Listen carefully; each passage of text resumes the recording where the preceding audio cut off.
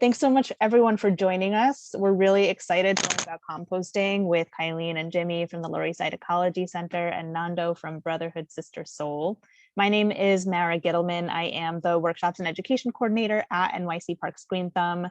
We are the part of the New York City Parks Department that works with community gardens across the city, and we're so thrilled to be here all week with the GreenThumb GrowTogether conference and so many of our gardening and greening partners from around the city and around the country.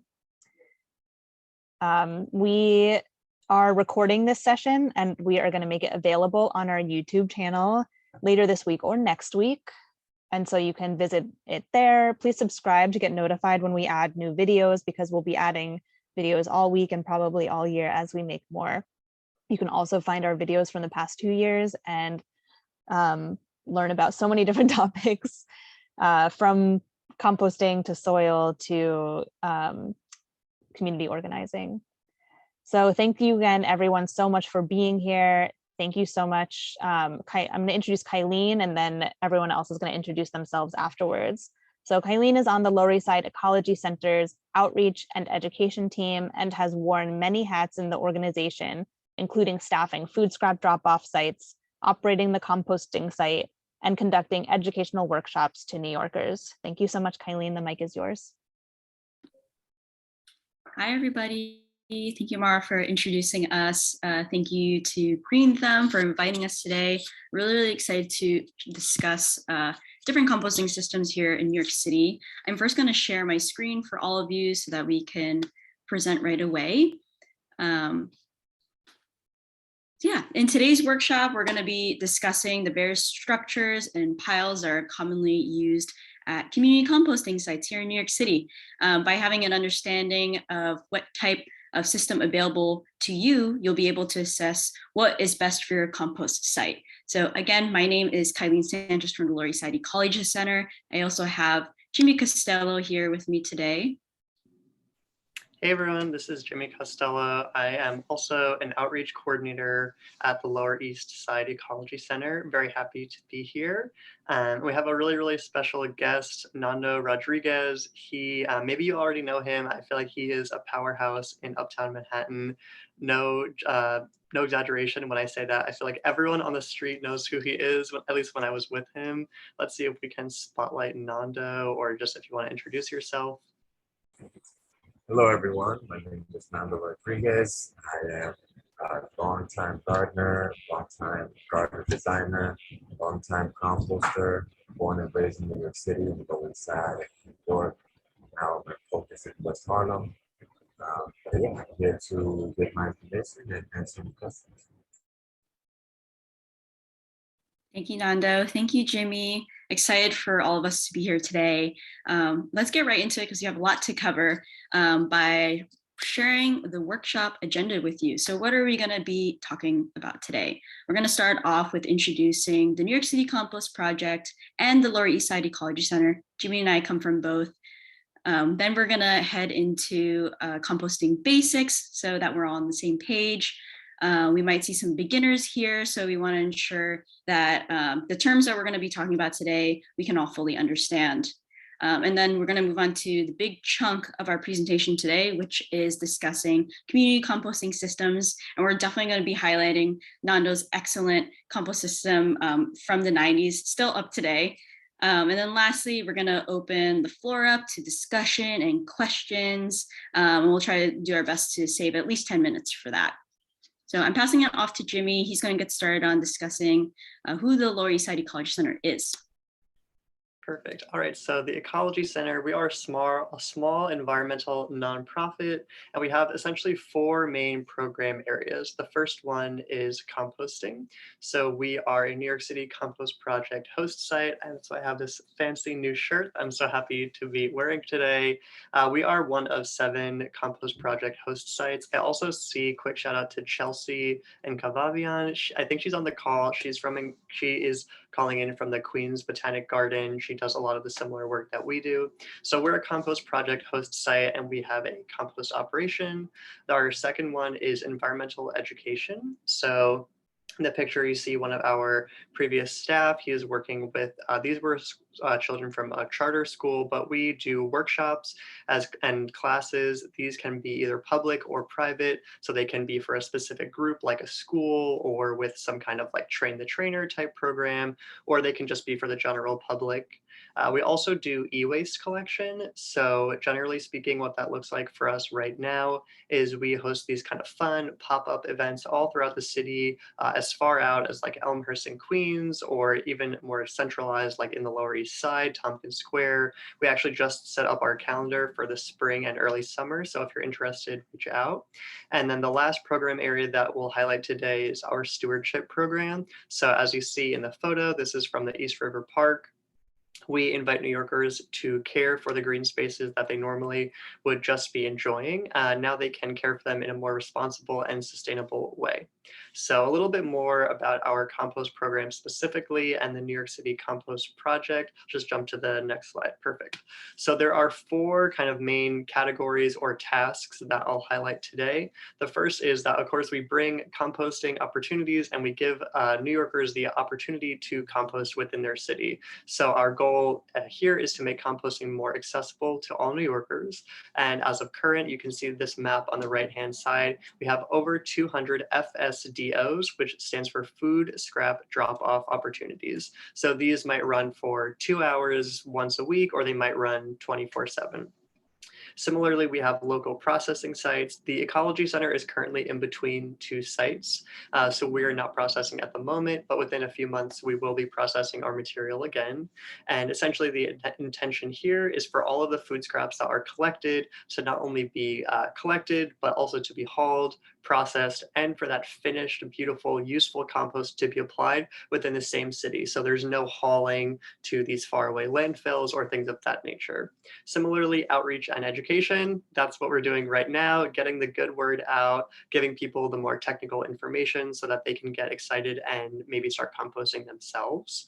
And then the last is we offer technical support. So let's say you watch this webinar, you're so excited, you email me, Jimmie, I want to be an FSDO. I want to start composting in my backyard. We can offer you, maybe we can give you a bin build where we help you to build your compost system. We can help you to get connected with volunteers because we know that it's never a one-person operation, or we can provide you with tools that will make your life a little bit easier. So those are the things that we do as a New York City Compost Project host site. And now we'll get into some of the nitty-gritty, some of the definitions of what compost is. Thank you, Jimmie, for introducing us. So let's go into composting basics, composting 101. We're gonna discuss what composting is, what that process looks like, and how that relates to our topic today. So let's go right into it. Let's talk about what is composting, what is compost, and all the similar terms. You're gonna be, once you start your compost program, you're gonna be seeing some different definitions, and it's good to understand what those are and how to explain it to folks here in New York City. So let's start identifying with the first one, decomposition. We've all seen this happen naturally, whether that be in a forest or an urban park like Central Park. Decomposition even happens in your own home. Maybe you left your banana out on your countertop. It's essentially decomposing over time. When we as humans enter the picture of decomposition, we manage that process, and that process is called composting. And composting is different because we as humans, we're the managers. We are creating an ideal environment where microorganisms like decomposers can thrive, survive, and even multiply as a colony. When we do this successfully, the organic matter will actually decompose at a much, much faster rate than it would in the wild. So we're trying to get that finished product faster so that we can use it. And that finished product is called compost. So this is our end goal. We want to create compost so that we can reuse it into our green spaces. So compost is a natural and nutrient-rich soil amendment made from essentially free materials, right? We don't have to go out and purchase compost. We can make it ourselves. So as gardeners, as composters, instead of tossing out your garden clippings or even the food that didn't make it into our stomachs, we can give these food scraps and organic matter another life by composting it. So what does this process actually look like? Well, I'm going to give you pretty much a simplified version of it. This compost process can look like many things depending on your site, your size, the people that are working on it. But essentially, like I said before, composting happens when organic matter, such as your food scraps, your kitchen scraps, your garden waste, they're decomposed in a human managed process. When we're thinking about composting in an urban setting, a lot of folks say, well, I can't do that. There's a lot of factors that won't let me do it. Well, as composters, we're not only creating a thriving environment for our microorganisms, but it's our job to ensure that this process is safe for our workers, so those that are doing the composting, but also we're considering factors for our neighbors close by. You know, we're in New York, we're in such tight communities. You want to be respectful to our neighbors so that our composting process is successful and that it is inviting. So a couple of things you have to think about in the composting process. We like to categorize them into 5 important factors. Again, there are more than 5, but these are the 5 to get started. So let's go into the first one, which is maybe the obvious one, which is our feedstocks.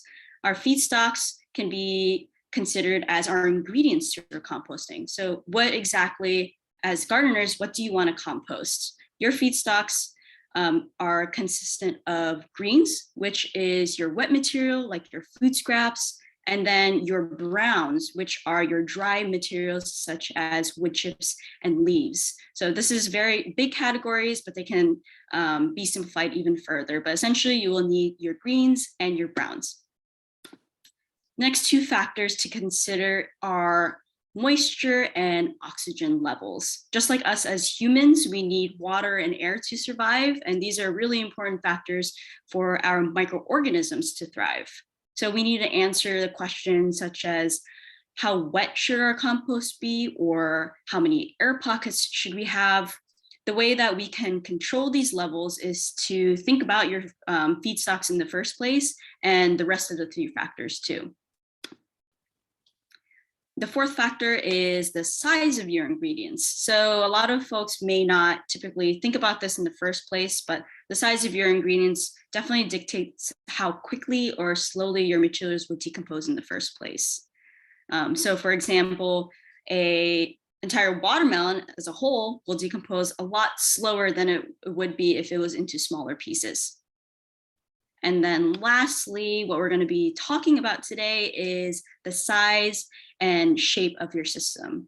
Not only do you have to think about your moisture, oxygen, and the amount and size of your feedstock, but also where will your system be placed in the first place, right? Where in your garden or your backyard will you be putting your system? Can it fit in a small garden? Do you plan on eventually growing your compost program and you would like to size up in the future? So these are just things that we all consider, and I would like you to take away that you're a combination of all 5 factors. There's no one type you should follow. We as composters, we do experiment with different levels, different feedstocks. So it is really tailored to you, but all of these factors are interconnected in some way and can definitely influence one another.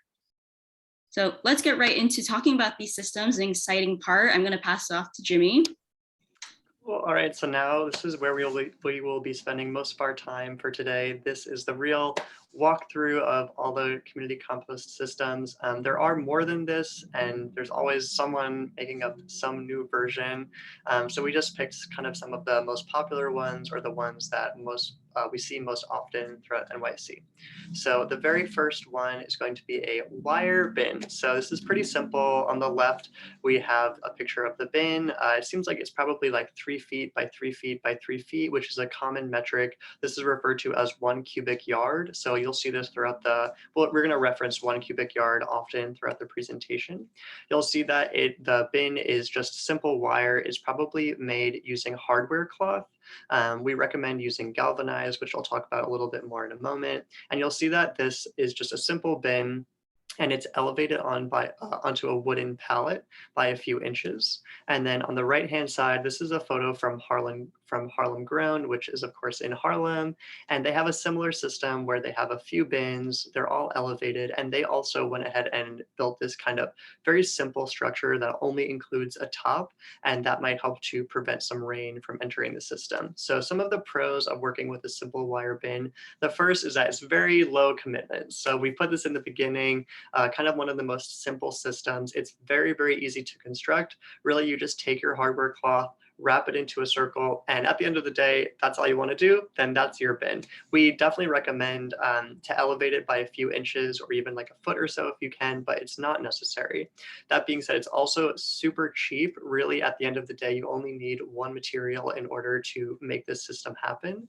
And something else that's really great about working with a wire bin is that it's modular, meaning that it can easily be taken apart, can easily be reused into something else. So for example, if you get into composting this spring, you're working with your wire bin, it's going great, but come fall, your volunteers are dropping like flies, maybe you're not so interested, you have a different job, you can kind of take that material and reuse it for something else. So it's very easy to take it apart. It's very easy to move. For example, if you decide that you actually want to set up your bins in a different order, or if you want to move to a different side of your community garden. So it's very modular. It's easy to move it around or easy to repurpose it if you decide that you're not actually going to be composting right now. That being said, because it is such a simple system, it's also, you'll see that it's very much exposed. On the top, it generally doesn't have a lid. I encourage you to put a lid on if you want to get a little bit more advanced, but at the most basic level, it doesn't include any kind of lid. And even if you do have one with hardware cloth, it's going to be very much exposed to your climate. So let's say, for example, if you're having a dry spell, or if you're having a lot of rain, your compost is going to show that. So there's no kind of buffer between the climate that you're making in your compost system and the climate outside. They're kind of going to end up being the same thing. That being said, this is definitely a weakness of this system, is that it might be easy for a pest such as we see generally possums and rats. Those are the most common. A climbing pest might be able to enter the top very easily.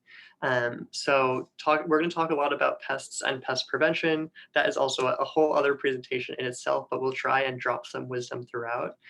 So you'll see on the slide, I call out that we recommend composting in batches when you're working with wire bins. So there are two reasons for that. The first is that when you're working with a wire bin, using a batch will get the composting process started more rapidly. So for example, if you were to add a little bit of food scraps, 1 apple core, 1 banana peel a day, the process would start very slowly. All of the activity, all of the life, all of the heat that makes composting happen wouldn't happen as fast. So that's one benefit of using it composting in batches. And then the other one is that we highly, highly recommend, and it's applicable to all of the systems, but in particular for wire bins, to add browns to the top of your system so that will also deter pests. So this acts kind of like a blanket, and I'll talk more about capping at the end, but capping your system using a layer of browns, which is kind of built into composting in batches, will help there to be a higher temperature, and B, not as many pests.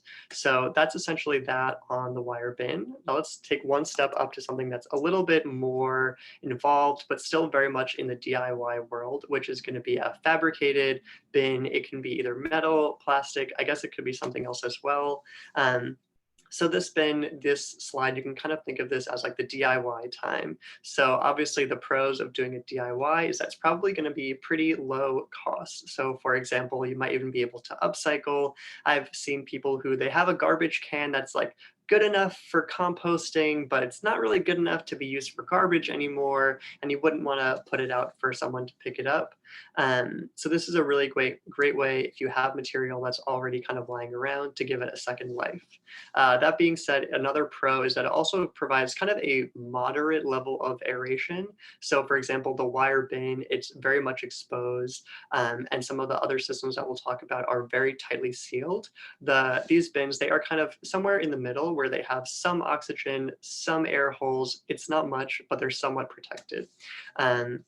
Another great pro of working with a bin like this is that they're very easy to move. So for example, the bin on the right, it might even have wheels in the back, making it perfect to lug it around if you want to put it in the sun to help it warm up, or if you want to just move it to a different garden, bring it home one day, et cetera, et cetera.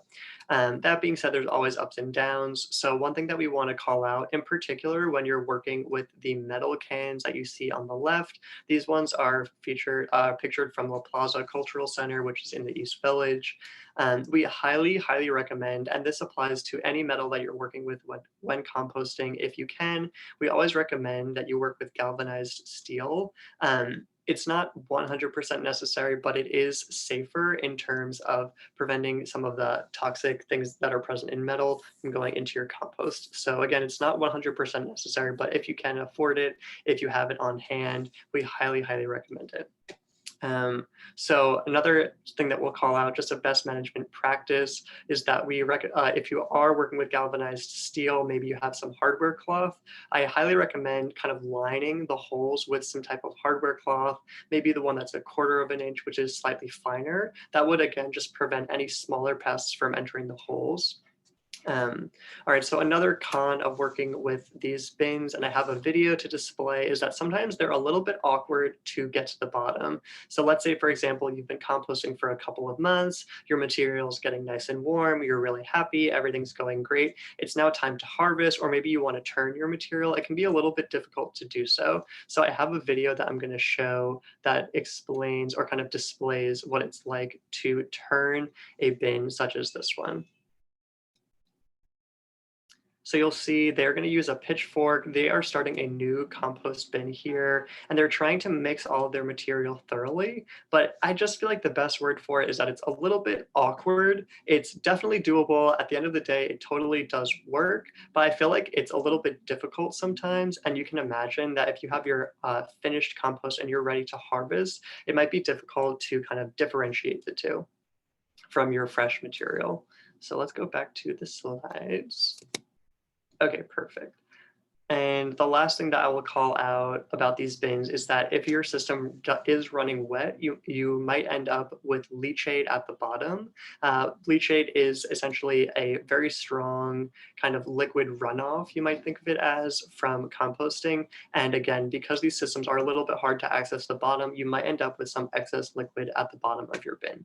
So that being said, the next one that Kyleen will highlight has the exact kind of design features to fight against that. Thank you, Jimmie.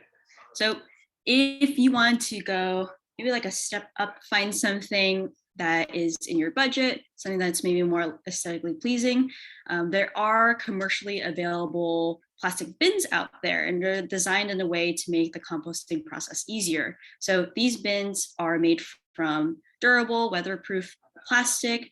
They're good protection against rodents and pests, and they are easily accessible for their short height and can be a good choice for those that have smaller spaces. So again, these guys have 3 kind of openings to them that again makes the composting process easier. First of all, it has a removable lid at the top that can make a better way of adding your feedstocks and be able to turn your compost. There's also a door right in the front, as you can see from the the plastic bins on the right. There is a door on the bottom where you can actually harvest your finished material.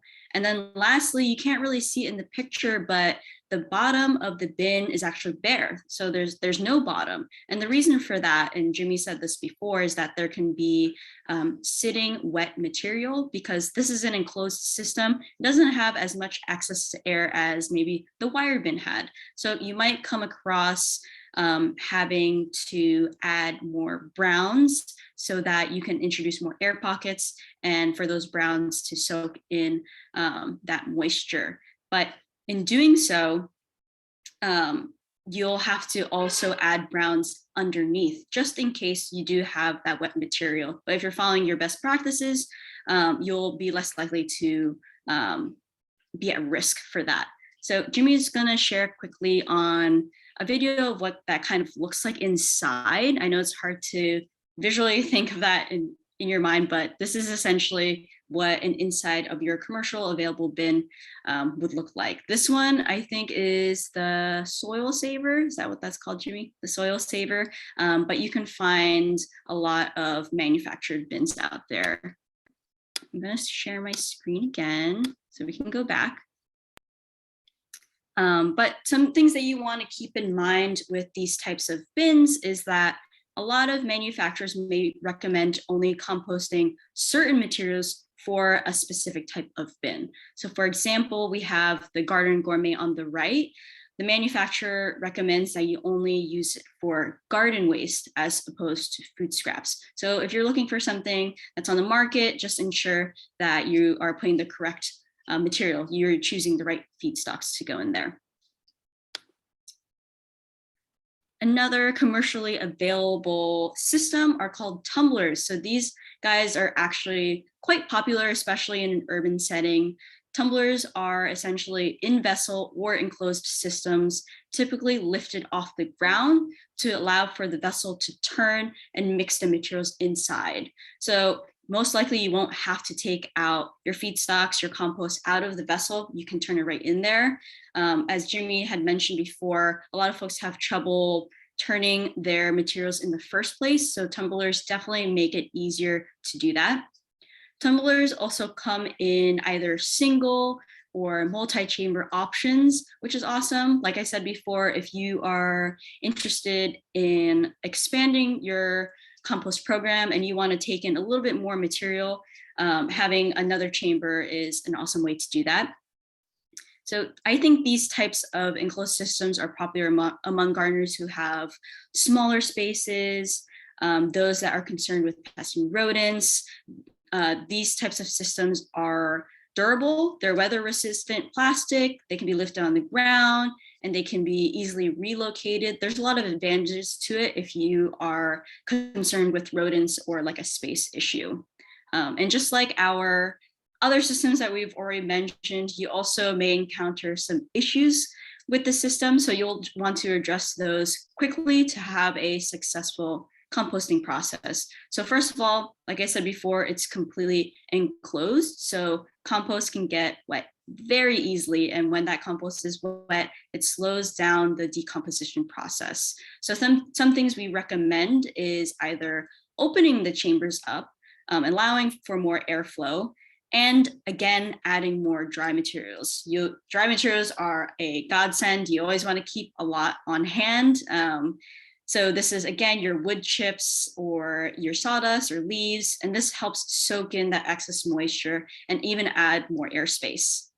And then secondly, these tumblers can pose an accessibility issue. So this can be quite difficult for children or elderly adults to use. And even these larger chambers, once they get full, they can actually become a little bit too heavy for one person to move.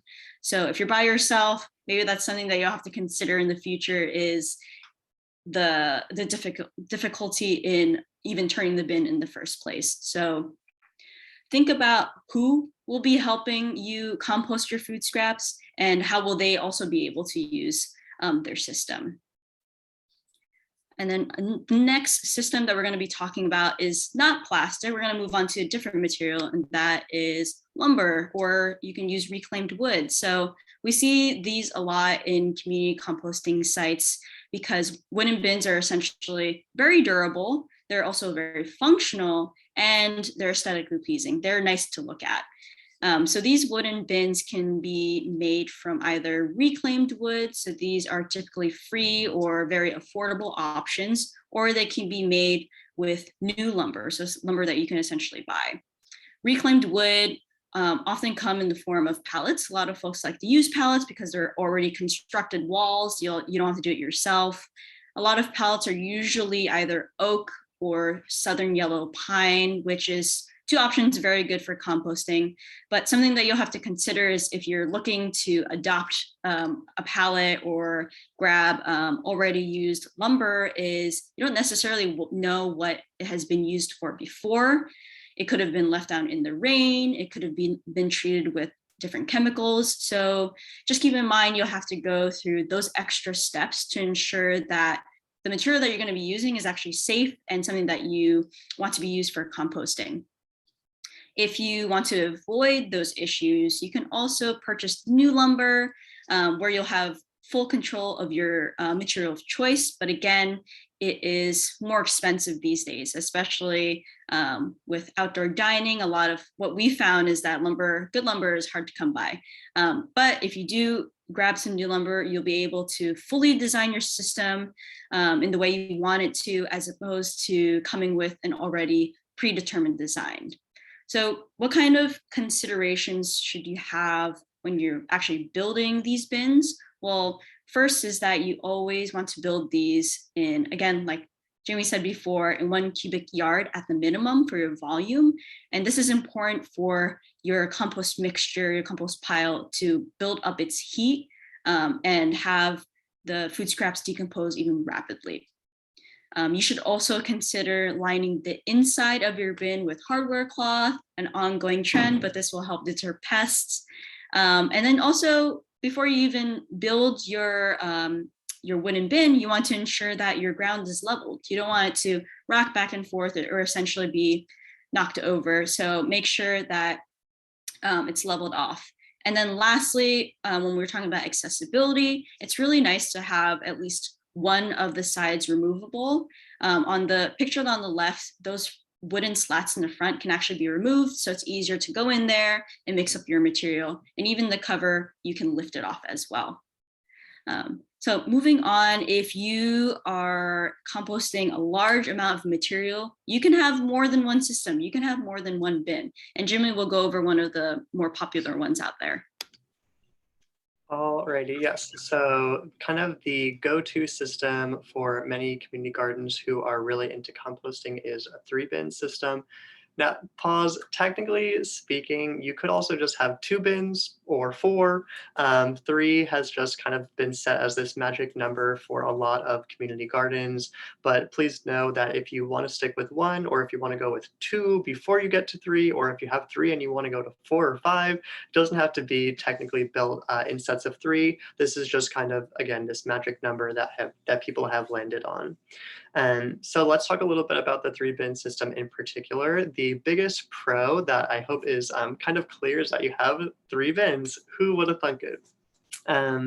That being said, kind of the pro that's built in there is that you can have multiple ages of compost at multiple points throughout its life. So let's say, for example, we have pictured here a 3-bin system. What a common community compost operation might look like is on the right-hand side, on the far right bay, you might have finished compost, which is cured, which means that it's old, it's kind of aged like a fine wine, and it's ready to be used. It's highly applicable. You can use it in your garden, or you can give it to your friends and family. Then in the middle bay, you might have an active compost system, which means that your greens and your browns are currently very hot, or they're heating up. They are actually breaking down the material. It shouldn't really be touched too much other than to turn it. This is not ready to be used, but it's kind of at the key point in its life.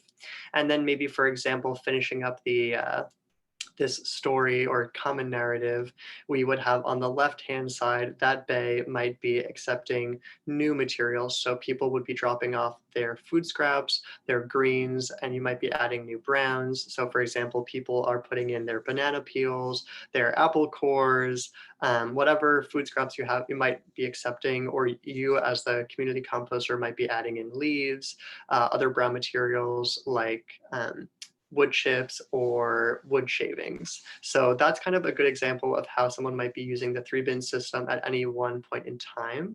That being said, I also kind of the best management practice, or the little green star that we're shouting out here, you don't always have to be doing active composting or using all 3 bays for composting in that sense.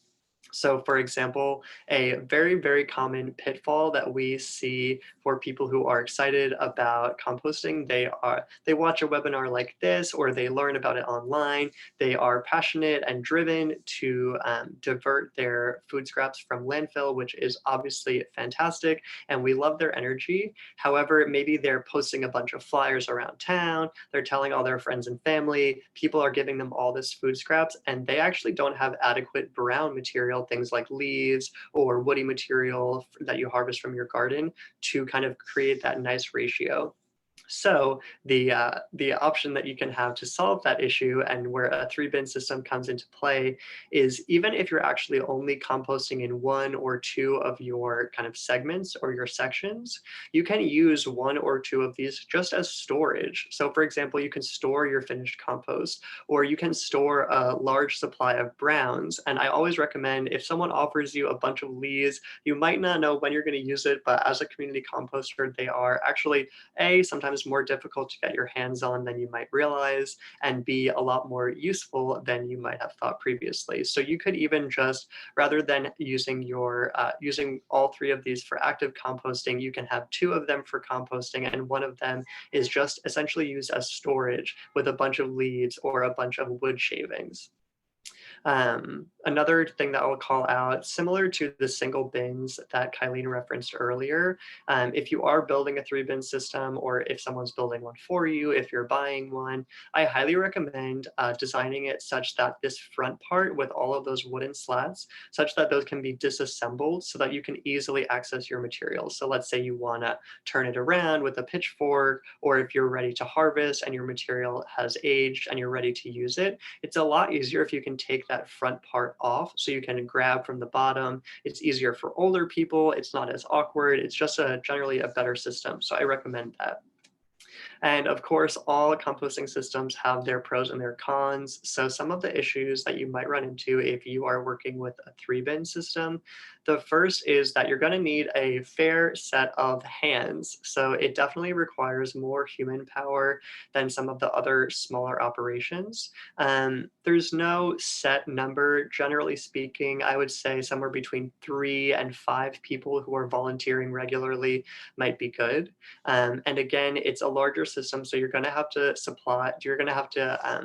concretize or set up, make sure you have a firm stream of browns. So that might look like you making sure that you're very specific about harvesting your leaves, or it might look like you reaching out to a wood shop that's near you, or some other local business, to make sure that you have a regular supply, sustainable supply of browns. So, all right, that is the 3-bin system. Again, it's kind of a classic. Once you start looking for it, you'll actually see it all throughout the city.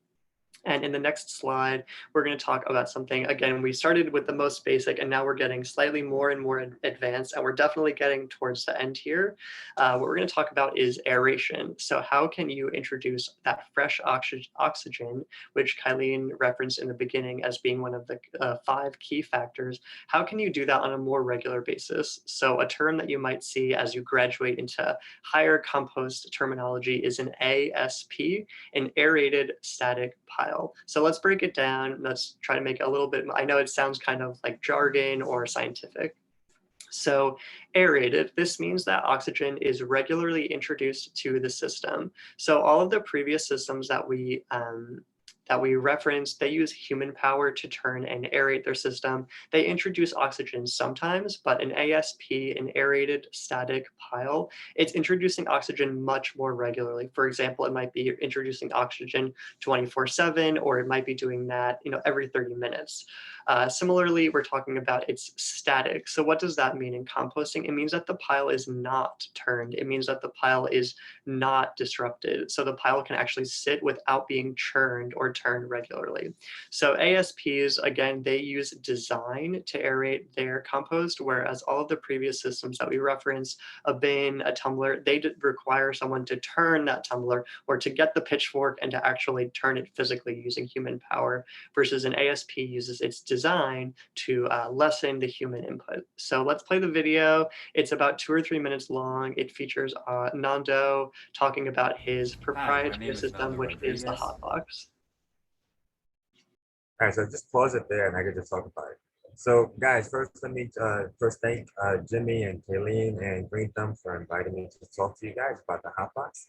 As Jimmie was saying, this system is, to me, is one of the easier systems. But just to also bring out a big point, a lot of our gardens are always in the battle sometimes. And I just want to express that having a composting system in your garden adds value. Just imagine now that, you know, Eric Adams is trying to take away the composting system. By having gardens collect food scraps in your community, you're making the environment more valuable. You're making your garden more valuable to our community. And it's very important for us together, all of us, to come together and think about what can we say or do to add values to keep our gardens safe, to keep adding more environmental spaces and so on. So the hotbox system, to me, is basically it's a cubic yard system. And as Jimmie was saying, this is a system where it's a lot easier to use. So a lot of the questions that I've been seeing in the chat, this system answers a lot of those questions. So who can use it? Anyone between the ages of 5 to 75 can actually use the system. All you're basically doing is chopping up your food waste, mixing it with your browns, and pouring it into the box. The box will do all of the work after that. If you're worried about how rodents may get into it, these boxes are made of recycled material, recycled plastic. So the rats, for 30 years that I've been using this bin, have not had one rodent enter our compost bin. So if you're afraid of rodents, this is a system that helps with prevent you from having rodents. We also have these 6 pipes, PVC pipes that goes through the bin that allows the air to flow with it. So a lot of the other bins, you have to turn them in order to get oxygen into them, as Kyleen was saying. In this system, aeration flows naturally. As heat rises and your compost bin is getting hotter and hotter, it would attract cold air from the pipes. So you don't have to turn them. This is a system where you just continue to fill. In about 3 months, everything should be broken down. You take it out, you sift it as you please, and you use it whenever you want. You put it into a curing pile, and this compost bin is ready to use for another batch to go for. Some gardens that we have had them in public schools. We have one displayed in Earth Matters. We've had one displayed in different agencies in our community, and they're all using it to absorb, to collect their food waste and create compost for their community, for their spaces, for their agencies. Another conversation that you may have and you may think about is how often do you do maintenance to this compost bin? The hot box is maintenance free. If you can see in this image, this is kind of frozen. The last bin all the way to the back that has the scarecrow leaning on top of it, that bin is over 30 years old and it still works as if it was brand new. So this bin is also one that is very durable. The reason for the size is so that you can have a compost heated system where it reaches thermophilic temperatures, which is above 160 degrees for over a couple of days. I got the video. I have it saved on my computer, so let it rip and see if it works. Nando Rodriguez, welcome to Frank White Memorial Garden. I am here to introduce to you the Hotbox composting system. All right, so tell me a little bit about the history of the system. So this composting system was designed and created back in 1990s with Open Road Park in the Lower East Side. And I was a teenager back then, with 9 other people helping to design the system. We went through a series of different experimental material until we found one that works. We have discovered a cubic yard volume, which helps to get the temperatures above 120 on a regular basis. What we also have discovered is that this compost bin reaches to 180 degrees, which makes this compost bin thermophilic. What makes this hot box so special and different than other hot box is we don't have to turn our compost. So this system uses 6 PVCs, where in the PVCs there are drilled holes throughout the whole PVC pipes. Then we enter the PVCs in the bottom and in the middle, so that when the heat is rising and the compost bin is looking for more oxygen, heat rises and pulls in the cold, fresh air, which gives the compost oxygen. We begin to mix our composters in containers similar to this one, where we put the volumes that we're all used to knowing, 50-50, 40-60 of green and carbon, right? So green and browns, nitrogen and carbon, food waste, and your dried waste from your yard waste. We mix it up well, put it in here, and then we dump it and leave it for about 2 to 2.5 months. After those 2.5 to 3 months or 2 months, we take it out and we sift it in our design sifter reuse recycled material. So who would you recommend the hot box system for?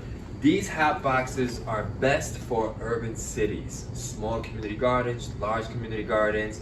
If you're a small garden and you take in a little bit of food waste from your community, start with 1 bin. If you are a large garden, you take a lot of volume of food waste in your community, then you can extend your compost bins to 4. Instead of having multiple bins where you have to turn it and turn one into the other, we don't turn them, we leave them here. So now you can have a whole nother system working 2 months later while this one is cooking.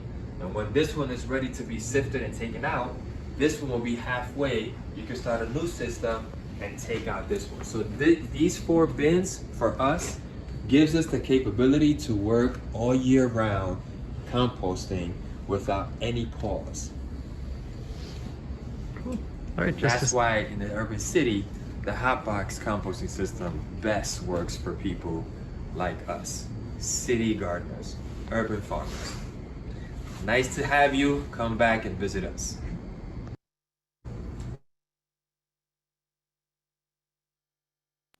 Awesome. Okay, cool. I hope that played well, and I hope that the audio was good for everyone. Nando, we're doing pretty well on time. Why don't we give you like 1 or 2 minutes to just talk a little bit more about the system. In particular, if you want to talk about, I know one of the bins there has been around since 1998. So that's a really great thing to call out. Yeah, I was in the midst of saying that. Like the last bin that you guys saw in that video is the bin that I created when I was a teenager. That's, pretty much almost 30 years old. When you think about using plastic and metal and wood, and I'm not knocking it. Whatever system works for you, definitely use the system that works for you in your composting garden. And if you're not composting, definitely get a system that works for you. You don't have to have the hot box, but do compost. It's very important to add value to our garden. But that one system, it's been there for 30 years, and now we have 4 systems that we don't have to pretty much build anymore. And I've had everybody use it, because the amount of processing what you're doing is based on your own energy, and you don't have to use your energy again and again to come back and turn them. Your energy towards food waste and processing with these bins is only in the mixture in the beginning. You chop them, put the browns in, whatever comes in, you're pouring it in. Whatever comes in, you're pouring it in. Whatever comes in, you're pouring it in. When that system builds that compost bin is filled, then you open to the next one. And if you don't get to fill it all the way and the season's going, then you have that one system. The other beauty about this one that is not mentioned in the video is that the first layer that we put in is a pretty wide 6 inches of wood chip. When your compost, as Jimmie was saying, has leachate, that leachate is sucked up by the wood chip. Now, if you wanted to use the wood chip in, as a infused nutritional part for anything else, you can use that. But leachate is also very damaging and dangerous to have just leaking around. So having the bottom part of it be absorbed by the wood chip is a formula that we have used that has also been tested by Cornell University in Green Cities back in 2000. And they tested the whole site and they said, this is one of the systems that really works. And they compared it to bigger systems. So we're compared to a bigger system that we can pretty much take a lot of volumes.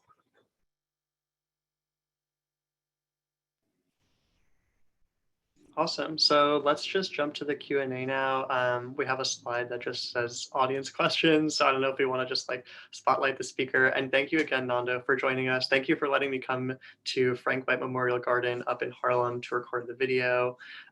We've got a lot of, I see many questions in the chat. So I know someone is going to be feeding them to us. Let's get that part started. And then we just have like one or two other things that we can follow up with at the very end, just resources for people going forward. Hi, yeah, so I'm going to be helping with the Q&A. My name is Vanessa, and there are a lot of questions for you all. And so I'm going to try to pick some of the ones that were repeats. I guess one of the questions was, while using metal bins, do you suggest using multiple bins to allow for full decomposition of one bin while adding new, fresh, compostable goods to another? Sure, I can answer this one.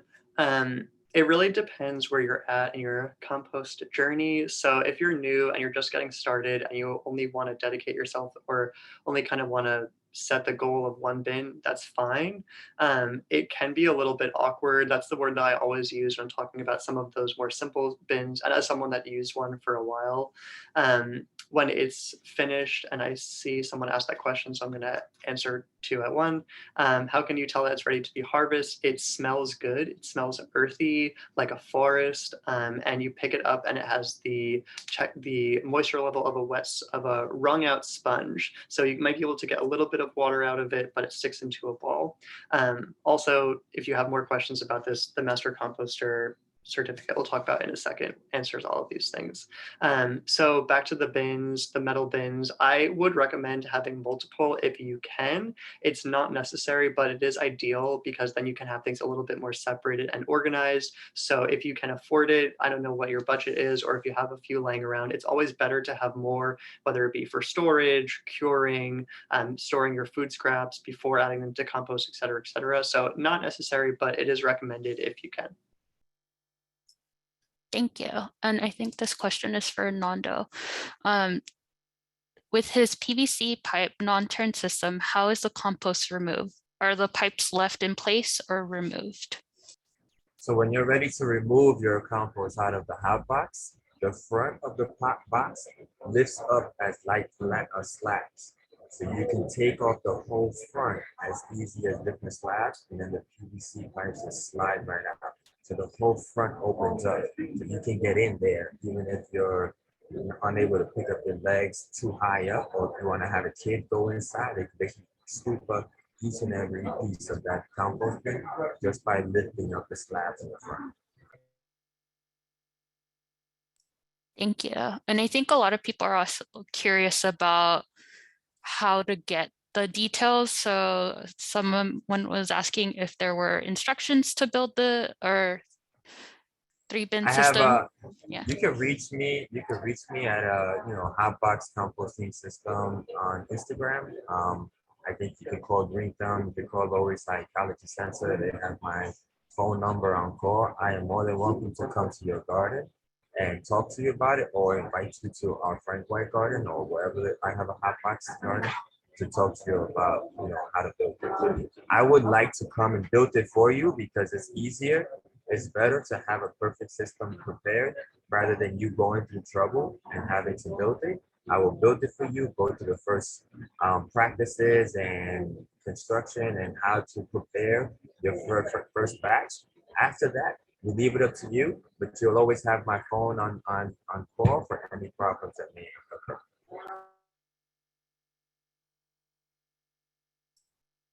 Thank you. And then there's just a general question. I think you all sort of answered it, but the general question about how to combat rodents. I don't know if it differs between the different systems. And I know there was a couple of systems you guys can answer, but at least for the hot box, there was a question about the rodents, and I answered that. But there is a lid depending on your garden. Each garden can determine what type of lid they want, and the lid will be designed in a way that will not be easy for any rodents to lift up or take up. So it's rodent-proof the entire bin from the bottom to the top, at least for the hot box. Thank you, Nando. I also want to add that, like, for rodent pest control, especially our New York City rats or friends, the kind of like the first step that helped us is to understand rat activity, what they're like, what kind of conditions do they prefer.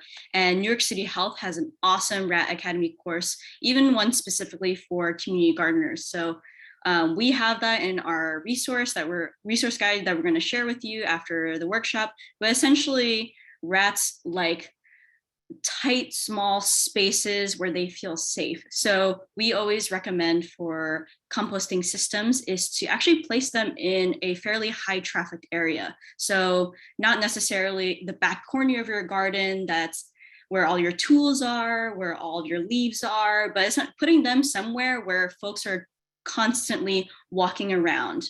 In addition to that, you also want your composting system to be exposed to all sides. So not necessarily pushing it against maybe a building wall or a fence, but having it exposed so that these rats aren't trying to find these small crevices to hide and to mate and to live. In addition to that too, is having your compost system propped off the ground, because rodents or rats, they like to burrow and they might be attracted to burrowing underneath your system. So having these systems just exposed to be moving, to be bothered is kind of like the first step to go. So yeah, Jimmie, do you want to add anything to that? Rat Academy, shout it out. We also, I'm not sure if it's in the, I put 2 documents in the chat. One of them is is links and resources specific to this presentation. It has my contact info, Kyleen's contact info, and Nando, of course, he's kind of the celebrity, his contact info, and it also has a bunch of useful links, Instagrams, other videos. And then I also put a simple guide that Kyleen made. Thank you, Kyleen. It's simple, but it's very, very effective, that describes the pros and cons and kind of summarizes everything that we put together today. So if you want to share this with your community garden, someone was asking about that, this would be a great kind of document to share with them if they don't want to watch the recording.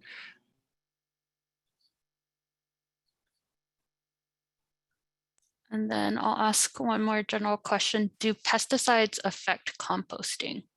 This is for everyone.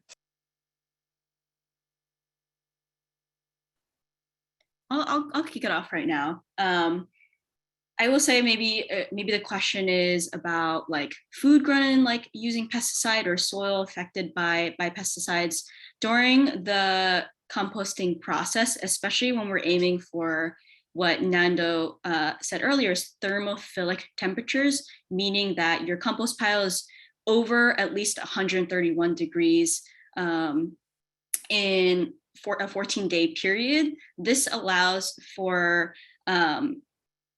essentially these microorganisms to fight against these harmful bacteria and other chemicals. And after that process, where most of your materials are broken down, you want to go through a curing phase where another set of microorganisms will turn over and stabilize your compost. That being said, we don't always have a perfect experience. So often here at the Lower East Side Ecology Center, we actually have our compost tested to make sure that it is safe to use, especially those who want to use it for growing food. Does anybody else want to add to that? Nothing to add. Thank you, Kyleen. Mm-hmm.